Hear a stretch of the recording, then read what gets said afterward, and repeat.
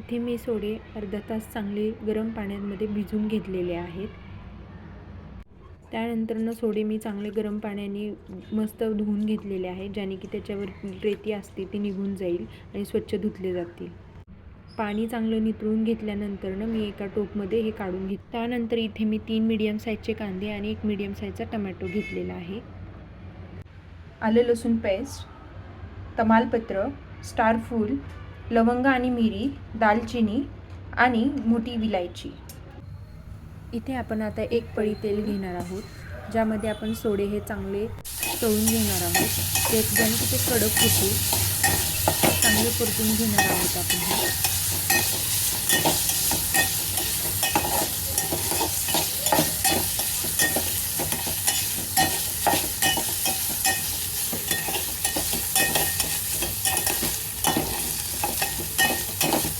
तुम्ही आता बघू शकता भरपूर असा कलर यायला लागलेला आहे. यानंतर मी इथे 2 चमचे तूप चांगले तापून घेतले. त्यानंतर यामध्ये स्टार फूल, तमालपत्र टाकून घेत आहोत. त्यानंतर सगळा खडा मसाला जो आपण घेतलेला आहे तो टाकून घेणार आहोत. दालचिनी, लवंग, मिरी आणि मोठी विलायची हे चांगले परतून घेतल्यानंतर यामध्ये आलं लसूण पेस्ट पण आपण टाकलेली आहे आणि आता चांगलं आपण हलवून घेत आहोत.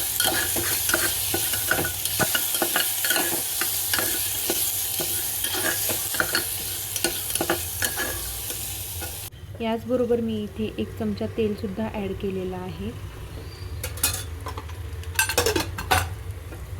हे चांगले आता तळून झाल्यानंतर आपण कांदा, टमॅटो ॲड केलेला आहे आणि हा पण आपण चांगला आता परतून घेणार आहोत. तुम्ही बघू शकता. त्यानंतर आपण यामध्ये जिरे आणि धने पावडर 1 चमचा टाकू. त्यानंतर 2 चमचे काळा मसाला टाकत आहोत आपण आणि चांगलं हलवून घेणार आहोत, ज्याने चांगलं पचेल.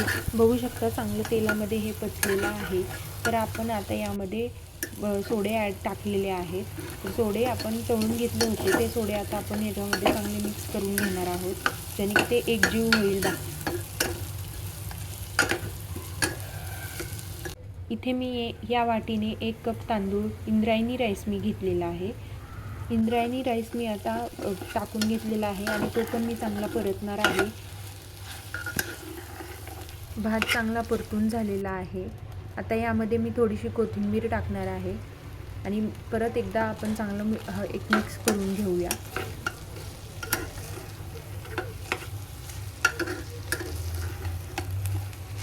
चवीनुसार मीठ इथे मी ॲड करते आहे. तुम्ही तुमच्या चवीनुसार इथे मीठ ॲड करू शकता.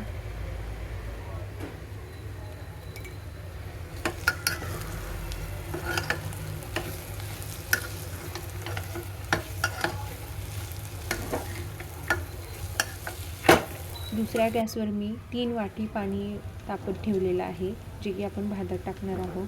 त्याच वाटीने मी भात हा मेजर केला होता, तो 1 वाटी भात राईस होता.